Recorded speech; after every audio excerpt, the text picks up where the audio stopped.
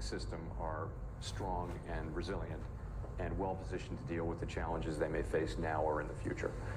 So, as you pointed out, we do have separate tools, monetary policy to achieve our macroeconomic objectives, liquidity, supervisory, and regulatory tools to address financial stability issues. But I see an important distinction between separation, this is the separation principle, separation and independence. Our tools can have separate objectives, but their effects are often not entirely independent.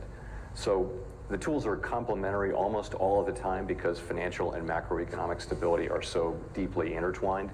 In fact, our consensus statement notes that sustainably achieving maximum employment and price stability depends on a stable financial system. So because they're so intertwined, to me, there is not likely to be an absolute and complete separation of the tools, nor is that possible or desirable. And I think as Ben's research and the global financial crisis demonstrated, financial stability affects macroeconomic stability and vice versa. We saw that clearly at the outset of the pandemic. As a result, the tools that we use to address concerns in either arena can and will affect both, especially during extreme circumstances. That said, yes, the tools are separate, they have individual purposes, and most of the time each can be used for its intended purpose without compromising the other. For example, as you pointed out, when banking stresses emerged in early March, we used our liquidity tools, discount window and the Bank Term Funding Program, to make liquidity available to banks that might need it. And that liquidity supported the stability of the financial system without restricting the use of our monetary policy tools to promote price stability. While the financial stability tools help to calm conditions in the banking sector, developments there, on the other hand, are contributing to tighter credit conditions and are likely to weigh on economic growth, hiring, and inflation. So as a result, our policy rate may not need to rise as much as it would have otherwise to achieve our goals. It's certainly possible that we'll see continued supply shocks. I also think it's just very hard to forecast that with any confidence. As Yogi Berra is thought to have said, Ben, you're the baseball expert, you can confirm or deny this, but it is difficult to make predictions, especially about the future.